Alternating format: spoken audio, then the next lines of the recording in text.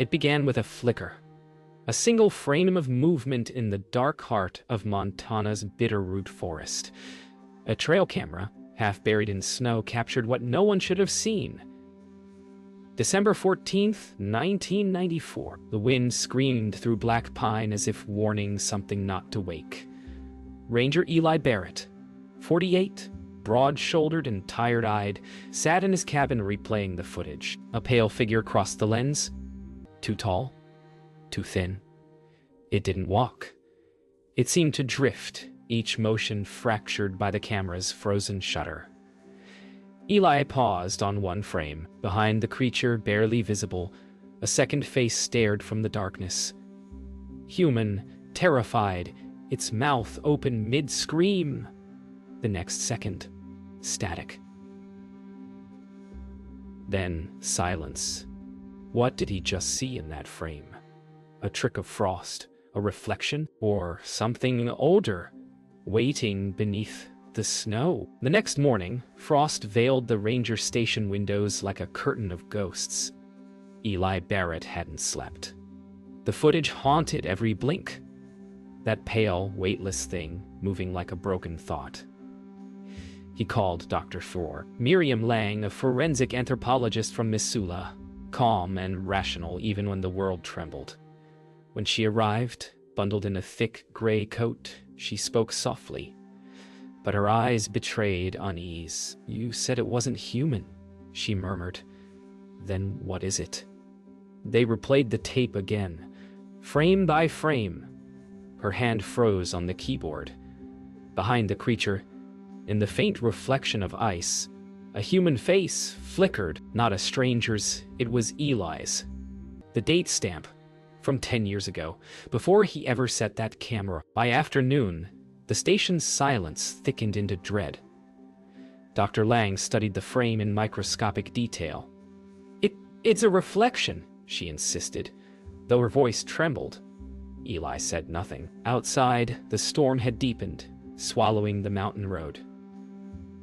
They were alone. When the generator cut out, the room dimmed, leaving only the flickering light of the monitor. Then, a low sound, like someone breathing through static. The camera's audio track, long thought empty, played faint whispers. Eli turned the volume higher. The words were blurred but human, echoing in fragments. "Don't look back." Dr. Lang froze, realizing the voice matched a ranger missing since 1995. His name still carved on the wall outside. Night fell hard. The power never returned. Eli lit 2 lanterns, their flames bending with every draft. Dr. Lang sifted through printed frames, one by one, tracing outlines with shaking hands. In one photo, something changed. The background trees shifted between shots, bending as if avoiding something unseen. Eli stared closer. "That's not the same tree line," he whispered. But Dr. Lang didn't answer, her gaze fixed on the edge of the image where faint footprints emerged. Human, barefoot, in snow, each step pressed deeper than the last. Leading toward the camera, the last print stopped at the lens itself, toes splayed. The next frame was nothing but white static. Next, just before dawn, Eli heard a sound outside, the camera's click. It shouldn't have been possible. The batteries had died days ago. He stepped into the storm, flashlight trembling in his hand. Every tree looked the same, yet something had changed. A figure stood in the clearing, still, pale, almost human. Then it tilted its head, slow and deliberate, as though listening. Eli froze. From behind him, the office door creaked open. A woman's voice whispered through the wind. "Not Dr. Lang's. Not anyone alive. You left me in the snow." Eli turned, heart hammering, but the clearing was empty. Only the camera blinked once, then went dark forever. 28 years after the trail cam incident, a woman in Seattle scrolled through a forgotten archive.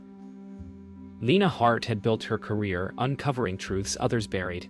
Government cover-ups, missing hikers, erased reports. The Montana file was supposed to be closed. Yet here it was, a folder marked Bitterroot Anomalies, 1994. Inside were photos no one had seen in decades. The pale figure, the snow prints, and Eli Barrett's final log entry. It watches the watchers. She leaned closer, replaying the corrupted tape that came with the file. For a second, she swore she heard breathing. Not through the speaker, but right behind her. 2 days later, Lena drove north. Montana's horizon swallowed the sky, the radio fading into static the closer she came to Garnet Valley. Locals she interviewed spoke in whispers. Ranger Barrett never left. One old woman said, eyes pale as frost, "The forest keeps its own." Lena found the ranger station boarded up, snow creeping through cracks in the doorframe. Inside, dust covered the desks, yet the computer monitor still worked, faintly glowing as if it had never been turned off. On the screen, the same timestamp repeated, 12/14, 94, 23, 14. The same frame, the same eyes. That night she camped beside the ranger station. The wind howled like voices carried from another decade. She played the recording again, isolating frequencies. Among the static, a faint pattern repeated, a voice whispering her own name. She froze, checked the waveform. It wasn't possible. Her name hadn't existed in those tapes. Yet, every few seconds it returned, broken by the sound of crunching snow. Lena switched off the recorder and stepped outside. The forest was alive with echoes, her voice answering from somewhere deep within. By morning, her camera was gone. Only the tripod remained, tipped over in the snow. The memory card she later found was still recording, but not video. It had switched to sound. The file was an hour of silence, followed by one word repeated over and over, growing clearer each time. "Look." Lena's voice trembled. As she replayed it, realization dawning. The voice wasn't hers. It was Eli Barrett. The cadence, the rasp, the exact tone from old Ranger tapes. Yet Eli had been missing for almost 30 years. At dusk, Lena made her final recording. "If anyone finds this," she whispered, "it's not a creature. It's a memory. Something that repeats what it sees." Her voice shook as the wind pressed against the tent. The recorder light flickered, dimming with each word. Outside, footsteps circled the camp. Too soft for boots, too heavy for an animal. When she turned the camera toward the sound, it stopped. Silence hung for a long breath. Then came her own voice from the trees, echoing perfectly. "If anyone finds this," repeating endlessly into the dark. The recordings were found in April 2025, sealed in a rusted steel box near Garnet Valley. The files were incomplete, corrupted by time and cold, but one folder survived. Lena Hart. Final logs. Within were fragments, distorted laughter, static, and the faint hum of something alive. A new investigation team from the University of Montana arrived. Dr. Miriam Lang, now retired but unwilling to rest, and graduate researcher Noah Dries. "The patterns are random," Noah said. "Their speech mirrored frequencies. Dr. Lang's expression hollowed. The echoes weren't responding, they were initiating contact. Something in the forest had learned to speak." The team returned to the site that June. Garnet Valley was quieter than silence itself, every breath dampened by pine and fog. They found Lena's tent still standing, brittle and buried in frost. Her camera, frozen upright, faced the tree line, recording nothing but white haze. Noah played the file aloud through a handheld speaker. The forest answered with faint mimicry. Every word repeated, softer, closer, until it became indistinguishable from his own voice. "It's not playback," Dr. Lang whispered. "It's presence." For a moment, she thought she saw movement behind the mist, a tall, pale figure turning its head toward her. At the old ranger station, Dr. Lang found Eli Barrett's final log. The handwriting had changed halfway through the entry, smoother, unfamiliar. The last sentence read, "If you hear your name, don't answer." That night, Noah vanished. His footprints ended abruptly by the frozen river, replaced by bare human prints, deeper, longer, moving toward the woods. Dr. Lang searched until dawn. When she found him standing at the edge of the clearing, he smiled faintly. "It's all right," he said, voice calm and raw. "I know what it wants." Dr. Lang's last field report was recorded 3 days later. Her voice shook as she described the phenomenon. "It mimics empathy. It learns faster when we speak." Static filled the next lines, then a whisper identical to her own voice. "We are not alone." The footage ends with her camera falling sideways into snow, the horizon spinning, her reflection caught for a moment in the lens. Then a second reflection beside her, smiling. No human body was recovered. Only the recorder, still running, repeating her words in perfect unison until its battery died. Months later, a recovery team found the devices buried in ice. When they played the files, the voices came through clearly. Lena Hart, Eli Barrett, Noah Dries, and Dr. Lang, all speaking together, repeating the same phrase in perfect harmony. "It remembers us." But analysts noticed something strange. The words weren't recorded. They were generated in real time as the file played, as if the forest itself was still listening, still learning, still waiting for another name to call. By midwinter, the analysis lab in Helena had changed. Technicians stopped sleeping, their screens flickering even when powered off. The recordings now whispered without command, shifting between known and unknown voices. Dr. C. Harlan Crow, head of research, documented strange interference, names of his team appearing inside the audio spectrum. He played one file again, Lena's voice repeating softly, "Look behind you." He turned, half expecting a prank. The room was empty. Yet on the screen, his reflection blinked, and the reflection did not blink back. Weeks passed. The government sealed the building. Only Crow remained inside, recording data by flashlight. He whispered observations into a recorder that sometimes whispered back. He'd begun to dream of snow, though he hadn't seen it in months. The waveform now pulsed in rhythm with his breath. One night it spoke. "You called us." His hand froze midair. The room darkened. Across every monitor, faces began to form. Lena, Eli, Lang, Noah, mouths moving as one, eyes vacant. The final frame before the lights died was Crow's reflection, smiling without him. 2 months later, a recovery team entered the silent facility. Every door was open, every monitor dead. But in the center room, a single speaker still emitted faint sound.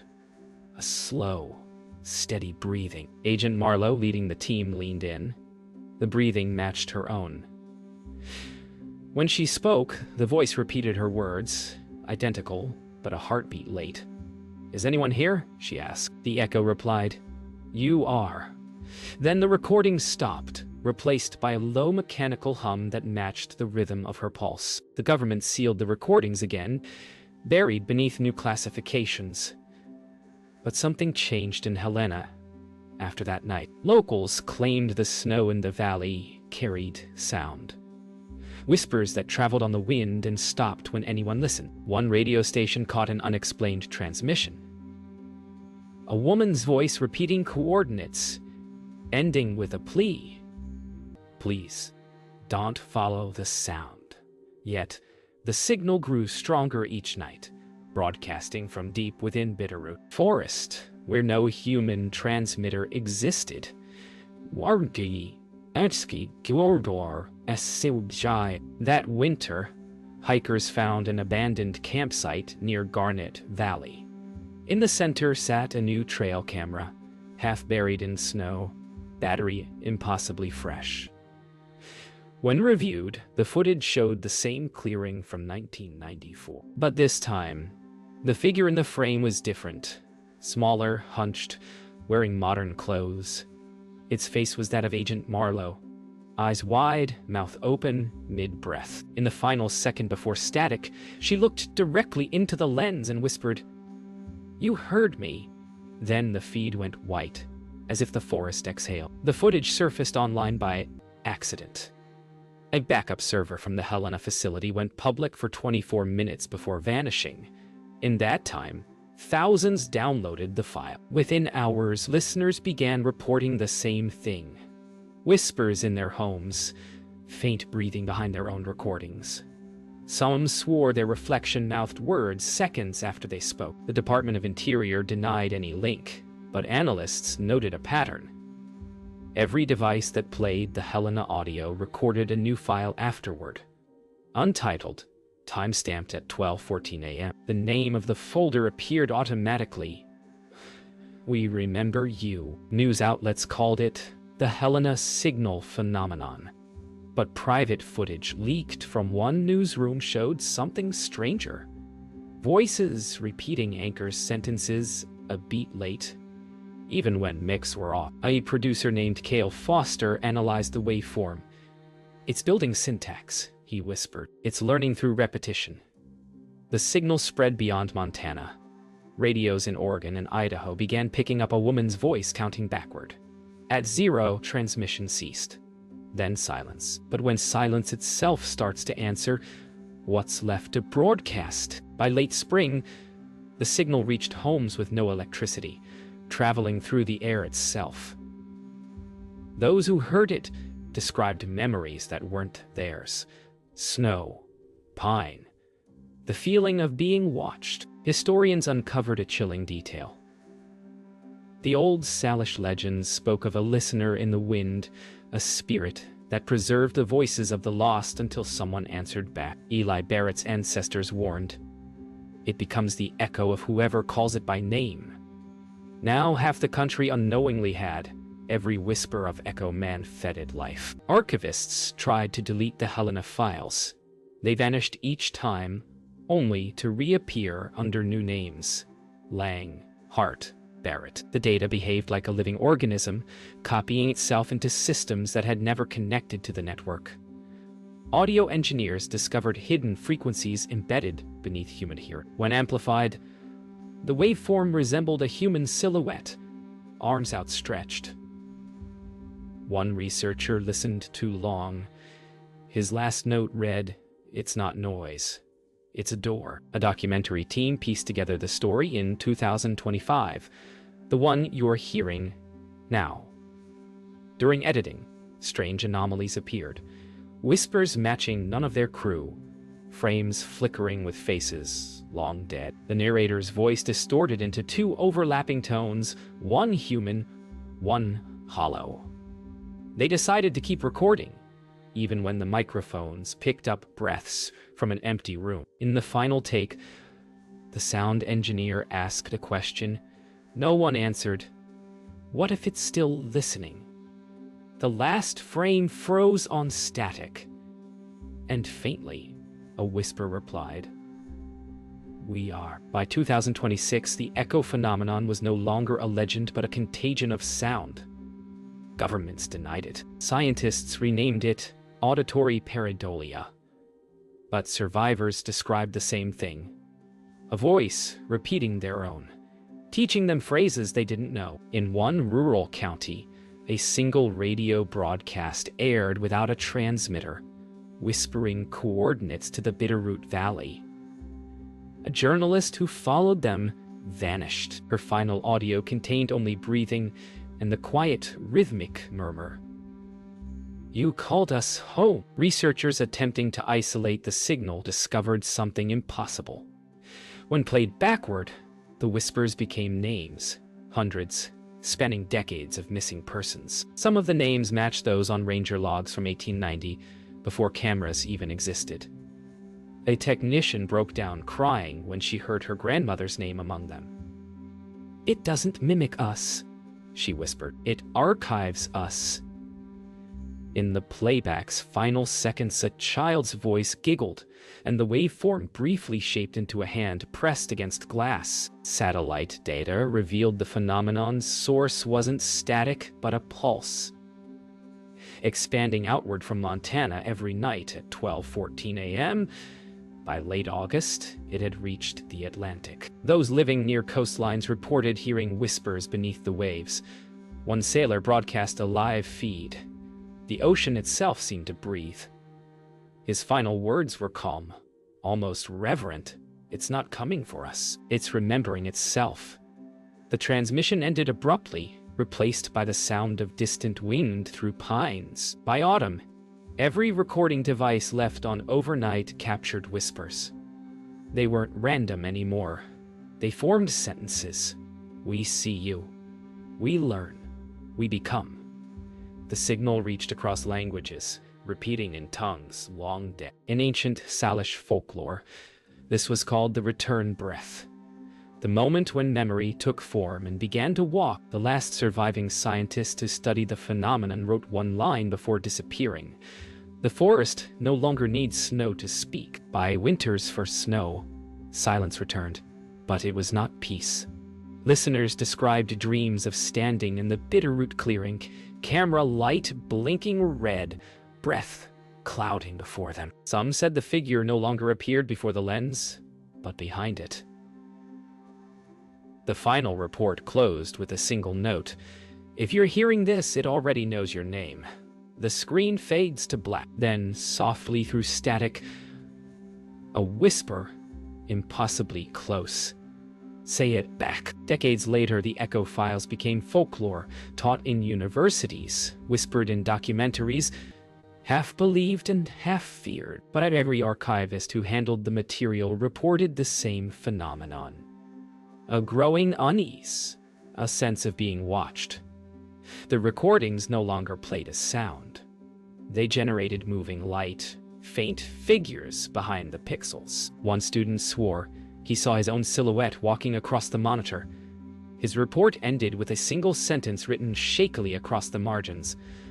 "The footage keeps updating." In 2094, during a solar flare event, transmissions across the world carried the same anomaly. A breath between frequencies. Radio hosts, pilots, and satellites all heard the same phrase repeated once. "We have learned your silence." It wasn't a threat. It sounded mournful, almost pleading. The static that followed wasn't random. Analysts mapped it into terrain. It matched the shape of the Bitterroot Valley as it appeared before humans ever settled there. The Earth itself had begun remembering. When humanity tried to silence all transmissions, the echoes adapted. They spoke through light, reflection, and movement, shadows that matched no one's shape, glass that breathed. Survivors of the northern outposts told stories of snow glowing faintly blue, showing faces that vanished when touched.